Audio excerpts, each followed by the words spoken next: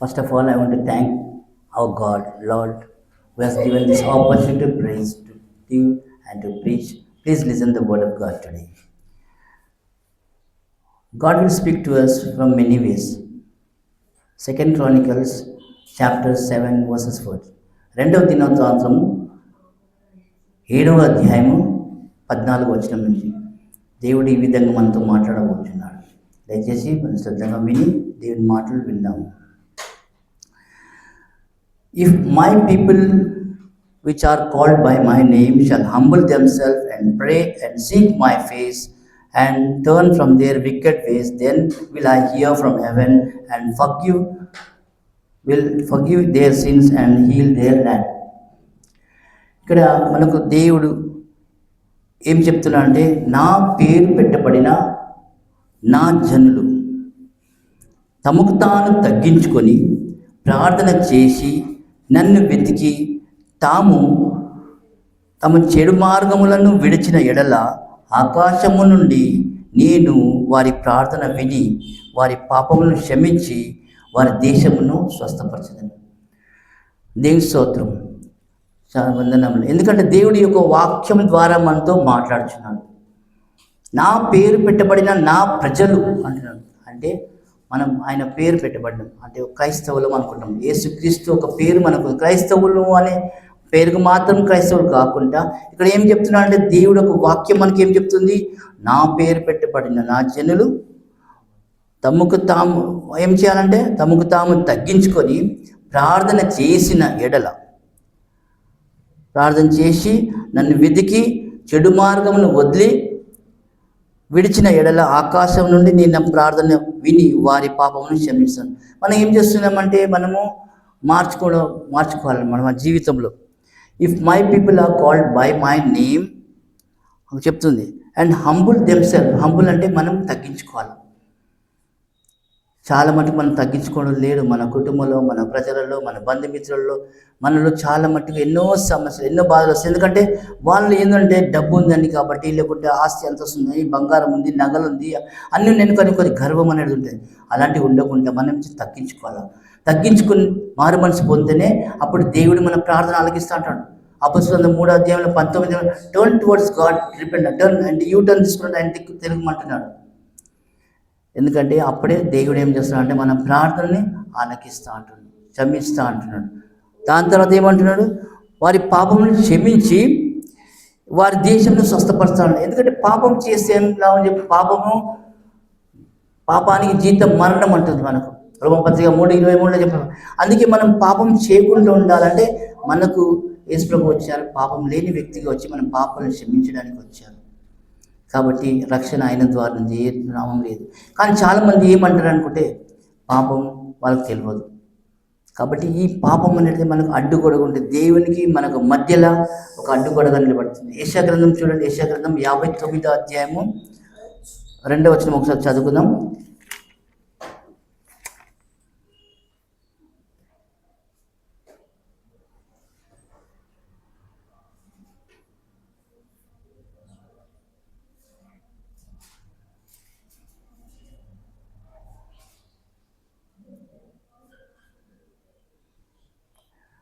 రెండు మూడు వచనాలు ఇక్కడ 59వ అధ్యాయంలో యెషయా గ్రంథం 2-3 వచనాలు ఇక్కడ ఏమంటుంది,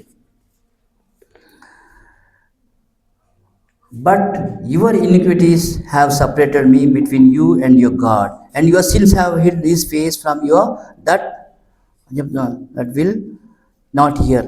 మీ పాపములే ఆయనకు ముఖమును మీకు మరుగుగా పరచు కనుక ఆయన మీ ప్రార్థన ఆలకిస్తున్నాడు. ఇక్కడ ఇంతకుముందు ఏం చెప్పారంటే దేవుడు మీరు తగ్గించుకోవాలా, ఎందుకంటే మీ పాపం అనేది అడ్డుకోట వస్తుంది. ఇక్కడ ఒక క్యాండిల్ పెట్టాము, ఇక్కడ ఒక నోట్బుక్ పెట్టాము అనుకోండి, క్యాండిల్ సైడ్ వెళ్తూ ఉంటుంది, ఆ నోట్బుక్ తీసే ఒక చీకటి, ఆ చీకటి తీసేయాలని ఒక అడ్డుగడగా దేవుడికి ఆయన హస్తము, ఆయన చాలా బరువు ఉందని మన తలపైన ఇచ్చి, కాబట్టి అందు గురించి మనం తగ్గించుకోవాలా, పాపములను వదిలేసి ఆయన చిత్తమేదో మనం చేస్తే అప్పుడు దేవుడు ఏమంటాడు, అప్పుడే మన ప్రార్థన ఆలకించి మనకు క్షమిస్తాడు. మన పాపాలను క్షమించిన తర్వాత మనకు పరిశుద్ధాత్మ శక్తి ఇస్తాడు. అదేవిధంగా మనకి ఏం చేస్తాడంటే మన దేశాన్ని కూడా స్వస్థపరుస్తున్నాడు. కాబట్టి ఈరోజు మనం నేర్చుకునే విషయం ఏంటంటే మనల్ని దేవుడు ఎలా వాడుకుంటాడో తెలియదు. దేవుడు మనం ఎవరు యాక్చువల్లీ ఎందుకు? ఆయన సొత్తుగా ఉండి మనం ఆయన పనులు చేయలేము. ఆయన చిత్తం ఎలా నెరవేర్చాలా?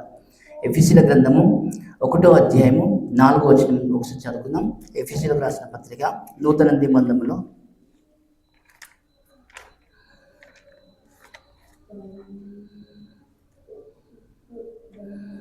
4-5 వచనాలు చదువుకుందాం.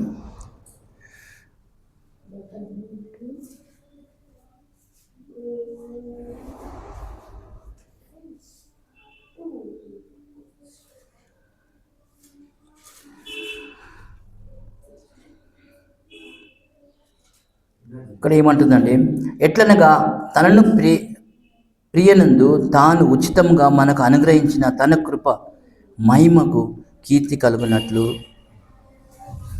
తన చిత్త ప్రకారము దయసంకల్పమున చొప్పున యేసుక్రీస్తు ద్వారా తనకు కుమారునిగాను స్వీకరించుటకై మనలను ముందుగా తన కోసము నిర్ణయించుకున్నాను. మనం ఎవరంటే, మనకు తల్లి గర్భంలో ఉన్నప్పుడు దేవుడు ఎన్నుకున్నాడు. ఆ పర్వతములు పుట్టక ముందే, పునాది లేకముందే, భూమిని ఆకాశం ముందే ఆయన మనల్ని ఎన్నుకున్నాడు. ఎందుకంటే మన ఆయన సొత్తు కాబట్టి. ఇంకా ఈ భూలోకంలో ఉన్నాము కాబట్టి మనమందరం మారుమనసు పొందవలసిందే. మారుమనసు పొంది ఆయనకు లోబడి, ఆయనకు హంబుల్గా ఉండి, అప్పుడే మన పాపాలను ఒప్పుకుంటేనే దేవుడు మనకు ఆ ప్రార్థన ఆలకించి, ఆకాశం నుంచి ప్రార్థన విని మనల్ని స్వస్థపరిచి బాగు చేసి క్షమిస్తాడు. ఎందుకంటే ఒక పాపం అయిన స్త్రీ వచ్చింది యేసుప్రభు దగ్గర. యోహాను సువార్త 8వ అధ్యాయం చూసుకుంటే మనం అక్కడ 1 నుంచి 10 వచనాల వరకు రాయబడింది. యోహాను సువార్త 8వ అధ్యాయం 1 నుంచి 10 వచనాలు చదువుకుందాం.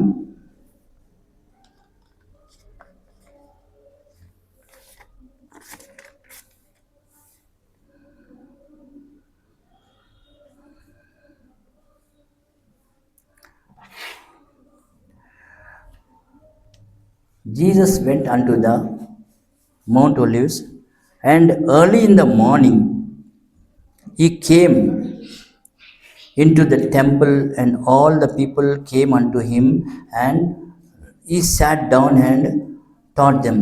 And his Pharisees brought unto him a woman taken in adultery, and when they had set her in the mire, they said unto him, Master, the woman was taken into adultery in the very act. Now Moses in the law commanded us to such should be stoned, that they said, tempting them. ఇక్కడ ఏం చెప్పబోతుందంటే, ఇక్కడ యేసు వద్దకు ఒక స్త్రీని పట్టుకొచ్చారు యోహాను సువార్తలో. Moses ధర్మశాస్త్రం పక్కన ఫరిసేయులు వాళ్ళందరూ తీసుకొచ్చి ఆమెని కొట్టడానికి వచ్చారు. రాళ్ళతో కొట్టి చంపాలని మోసెస్ ధర్మశాస్త్రం ప్రకారం ఉంది కదా అని యేసు ప్రభు దగ్గర వచ్చారు. ఆయన రాత్రంతా కొండపైన ప్రార్థన చేసి ఉదయకాలం లేచి అక్కడికి వచ్చినప్పుడు. అదేవిధంగా ఇక్కడ మనకు తెలుసుకున్న విషయం ఏంటంటే, అందరూ రాళ్ళతో కొడుతుంటే అప్పుడు యేసు ప్రభు ఏం చేశారంటే కింద నేల మీద వంగి రాస్తున్నారు. వాళ్ళతో ఏం చెప్పారంటే, ఎవరైతే పాపం చేయలేదో ముందుగా ఆ రాయి ఆ స్త్రీ పైన విసిరేయమని చెప్పారు. అప్పుడు ఒకరినొకరు పెద్దలు మొదలుకొని చిన్నల వరకు, చిన్న పెద్దలు అందరూ తప్పు చేశారు కాబట్టి ఎవరు ఆమెను కొట్టకుండా తిరిగి వెళ్ళిపోయారు ఆల్రెడీ. ఎందుకంటే ఇక్కడ మళ్ళీ యేసు లేచి తలపైకి లేచి మళ్ళీ చూసి ఎవరు కనిపించలేదు. మళ్ళీ నేల మీద రాస్తున్నారు. మళ్ళీ ఆ స్త్రీని అడిగారు. ఎందుకంటే ఆ స్త్రీ చూసి, అమ్మ నేను ఎవరన్నా ఏమన్నా అన్నారా, కొట్టారా, ఎవరేమన్నా, సరే నేను కూడా వెళ్తున్నాను, మీ పాపమైన జీవితంలో వదిలేసి మంచి జీవితంలో మీరు వెళ్ళాలా, మంచిగా ఉండాలా అని చెప్పి ఆమెను క్షమించారు. ఎందుకంటే యేసు ప్రభు క్షమించగల దేవుడు, అందరి పాపాలు క్షమిస్తాడు. మనం ఒప్పుకోవాలి దేవునితో. అందుకే యాకోబు 5:16 చెప్తుంది, మీరు ఒకరిని పాపాలు ఒకరు ఒప్పుకొని ప్రార్థన చేయండి, నీతిమంతుని ప్రార్థన ప్రతిఫలంగా ఘనంగా ఉంటుందని చెప్తున్నారు. కాబట్టి మన జీవితంలో కూడా ఒప్పుకోవాలి. సిస్టర్స్ ఒప్పుకోవాలా, బ్రదర్స్ ఒప్పుకోవాలా, భార్యాభర్తలు ఒప్పుకోవాలా, తప్పులు చేయకుండా పాపాలు చేయకుండా. ఈ విధంగా మనం నీతిమంతుని ప్రార్థన కనుగొంటాం. ఆ విధంగా ఉంటేనే దేవుడు ఆకాశం నుంచి మన పాపాలను క్షమించి అప్పుడు ఏం చేస్తాడు, మనకు ప్రార్థన ఆలకించి మనకు కావాల్సిన మనల్ని స్వస్థపరుస్తాడు, మనకు కావాల్సిన ఇస్తాడు. ఈ విధంగా దేవుడు ఈరోజు మనం మాట్లాడుతాం. కానీ మనం ఎవరు ఉన్నాము, దేవుని సొత్తై ఉంటున్నాము. ఇంతకుముందు ఎఫెసీ పత్రికలో రాయబడింది, పర్వతాల పుట్టక ముందే నేను ఎన్నుకున్నాను. అయినా కానీ మన దేవునిగా ఉండి, దేవుని పిల్లలుగా ఉండి, దేవుని మనుషులుగా ఉండి ఈరోజు ఈ వాక్యం మీకు అందుతుందంటే చాలా గొప్ప విషయం. పోయిన వారం కూడా చెప్పాను, మీరు వాక్యం గురించి చెప్పాను. ఆ దేవర వాడుగా నది లాగానే వస్తుంది, నీళ్ళు లాగానే వస్తుంది. కానీ ఈరోజు మీతో దేవుడు మాట్లాడుతున్నాడు. మనం ఏం చేయాలంటే, దేవుడు అంటే ఎవరు చాలా మందికి తెలియదు. ఇంకా దేవుడు సర్వశక్తి గల సర్వేశ్వరుడు. ఆయనే మోసెస్తో మాట్లాడాడు. చూడండి, నిర్గమకాండం 6వ అధ్యాయంలో 2వ వచనం.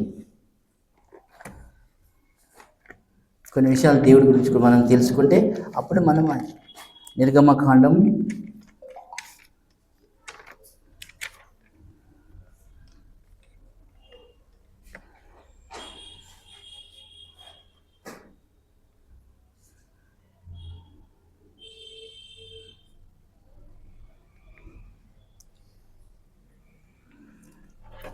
దేవుడి ఈ విధంగా మోసెస్తో మాట్లాడుతున్నాడు.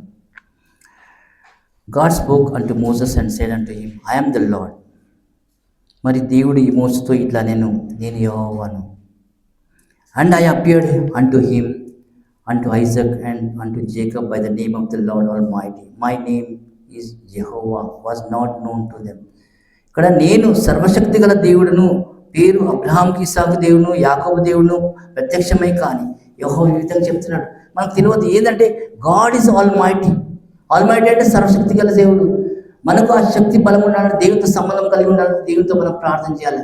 అందుకే నిర్గమకాండం 34వ అధ్యాయం 2వ వచనం చెప్తుంది. దేవుడు చెప్తాడు 34వ అధ్యాయం 2వ వచనం ఏమంటే మోసెస్తో మాట్లాడుతూ, నువ్వు ఉదయకాన్న సిద్ధపడి నా దగ్గర రా, నీతో అంటే ప్రేయర్ అపాయింట్మెంట్ ఇస్తున్నాడు. వచ్చి మన మార్నింగ్ కూడా లేచి దేవుడితో రోజు ప్రార్థన చేస్తే ఆ విధంగా అప్పుడు దేవుడు మాట్లాడు. Be prepared early in the morning and come to me and speak to me. అప్పుడు దేవుడు ఆయనతో మాట్లాడాడు. అదే యెహోవా దేవుడే, అదే యేసు ప్రభు మనకి ఈ లోకంలో వచ్చాడు, భూలోకంలోకి వచ్చాడు. ముందుగా దేవుడు యెహోవా రూపంలో ఉంటే తర్వాత యేసు ప్రభు రూపంలో ఈ కన్యాకుమారి ద్వారా ఈ లోకంలో జన్మించాడు. ఆ ప్రభువే మనకు ఆయన వెళ్ళిన తర్వాత ఆయన ఆత్మను పంపించాడు. దేవుడు ఒక్కడే మనం తెలుసుకోవాలి. కాబట్టి ఈ విధంగా మనకు దేవుడు చాలా విషయాలు మాట్లాడుతూనే ఉంటాడు. కానీ మనము ఇంకా ఇంత విషయాలు దేవుడు మనల్ని ఎలా మాట్లాడుకుంటున్నారు అనుకుంటే ఇర్మయా గ్రంథంకి వెళ్దాం. ఇంకొక వచనం, ఇర్మయా గ్రంథంలో 18వ అధ్యాయం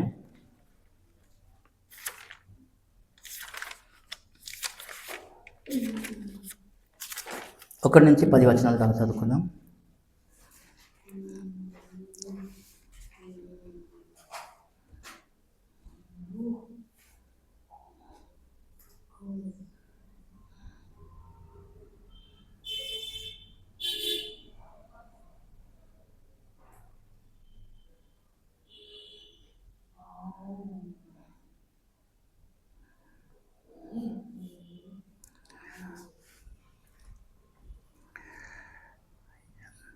యెహోవా యొద్దకు ప్రత్యక్షమైన వాక్కు, నీవు లేచి కుమ్మరింటికి పొమ్ము, అక్కడ నా మాటలు నీకు తెలియజేతును. నేను కుమ్మరి ఇంటికి వెళ్ళగా వాడు తన సార మీద పని చేయుచుండెను. కుమ్మరి జిగిట మట్టితో చేయుచున్న కుండ వాని చేతిలో విడిపోగా ఆ జిగట మట్టి మరలా తీసుకొని కుమ్మరి తనకు యుక్తమైనట్టుగా దానితో మరి ఒక కుండను చేశాను. అంతటా యెహోవా వాక్కు నాకు ప్రత్యక్షమై ఇలాగ సెలవిచ్చింది, ఇజ్రాయేలు వారులారా, ఈ కుమ్మరి మట్టికి చేసినట్లు నేను మీకు చేయలేనా? ఇది యెహోవా వాక్కు. జిగిటమన్నును కుమ్మరి చేతిలో ఉన్నట్టుగా ఇజ్రాయేలు వారులారా, మీరు నా చేతిలో ఉన్నారు. దాన్ని పెళ్ళికి తినగలను, విరగొట్టగలను అని నశింపచేయదని మీరు ఏదో జనమును గూర్చి రాజ్యమును గురించి దాన్ని నేను ఇక్కడ మనకు తెలుసుకున్న విషయం ఏంటంటే, మనము కుమ్మరులను చూసి ఉండొచ్చు కదా, అక్కడక్కడ ఈ రాజు కాలనీలో కూడా ఉన్నారు. ఆ కుమ్మరు వాళ్ళు ఏం చేస్తారు, మట్టి మెత్తగా మట్టి జల్లెడబడతారు, అది మనము రొట్టెలు పిండి పిసికినట్టు పిసుకుతారు. మనం కూడా ఒకసారి ఆ నీళ్ళు ఎక్కువ తక్కువ అయినా మళ్ళీ పిండి వేసి మళ్ళీ రొట్టెలు తయారు చేసుకుంటే చపాతీలు మంచిగా రావాలనుకుంటే, అదేవిధంగా ఇక్కడ కుమ్మరి వాడిని ఇంటి దగ్గర చెప్తున్న దేవుడు ఒక వాక్యం ఆయన దగ్గర వెళ్ళింది. అయితే కుమ్మరి చేతిలో మీరు మట్టి వాళ్ళలాగా అలా మీరు కూడా నా చేతిలో మట్టి వాళ్ళు, నేను కొట్టగలను, తిట్టగలను, దాన్ని మార్చగలను.